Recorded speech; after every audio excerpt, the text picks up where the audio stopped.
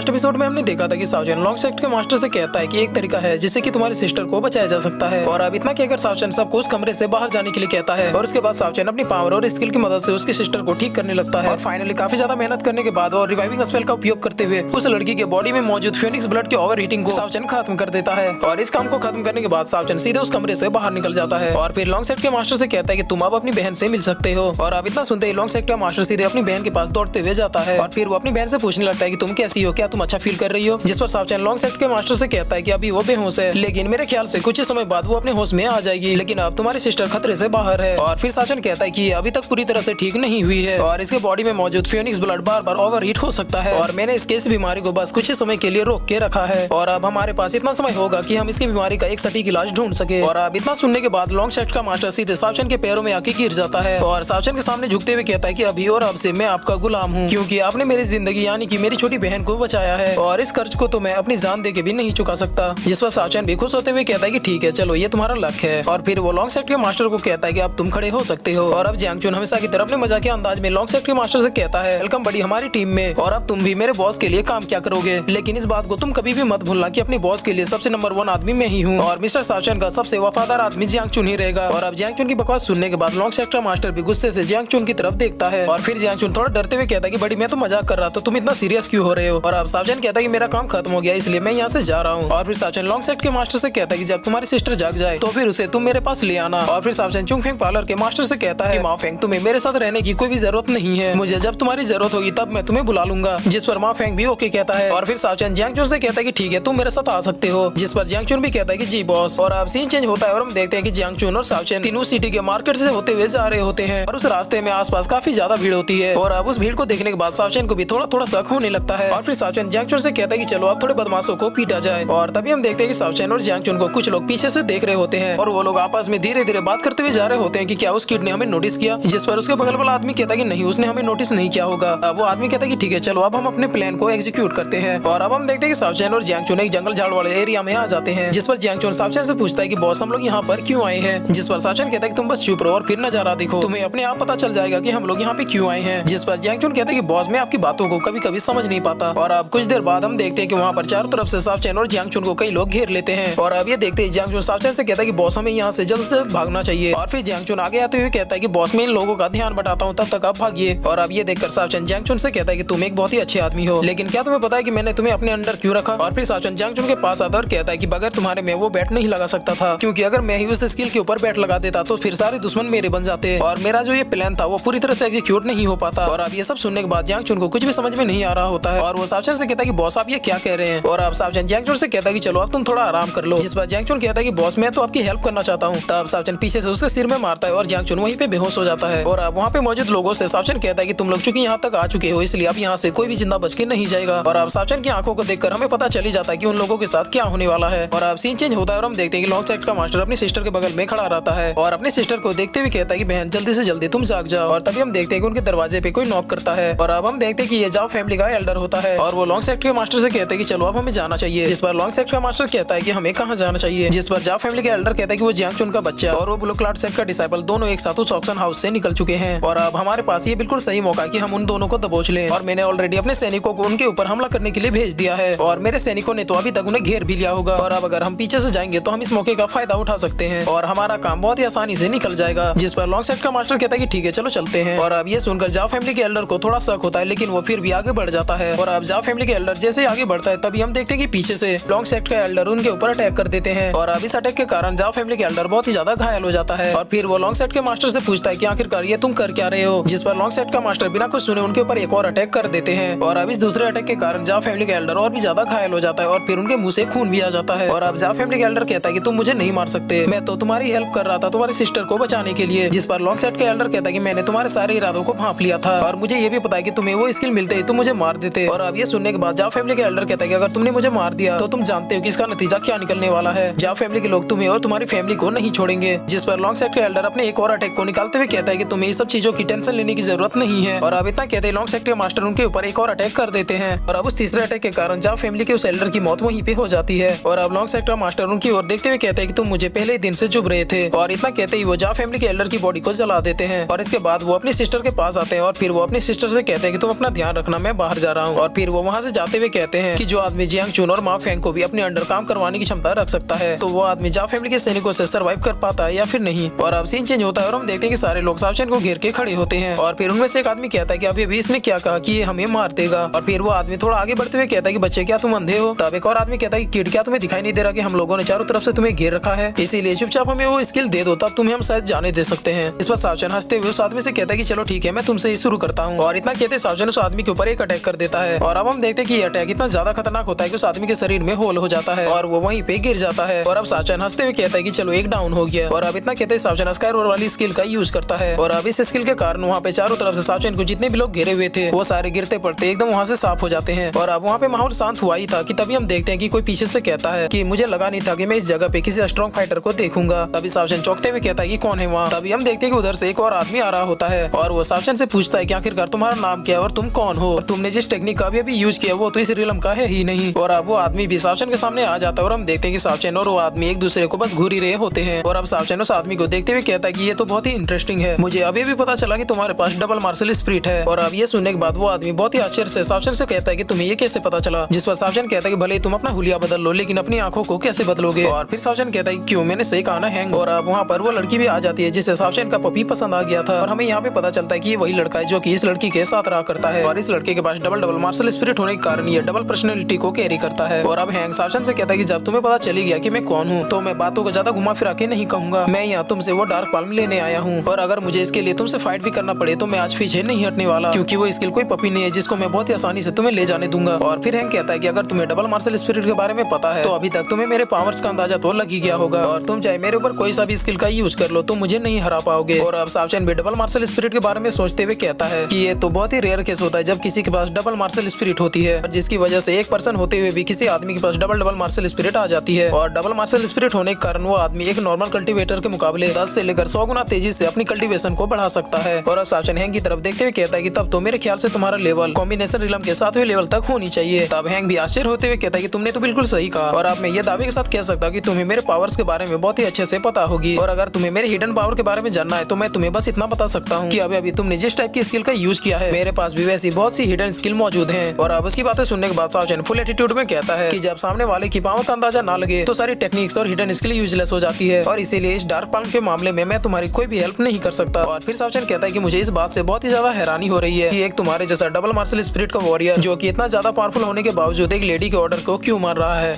और फिर इसी के साथ ये एपिसोड यहीं पे खत्म हो जाता है।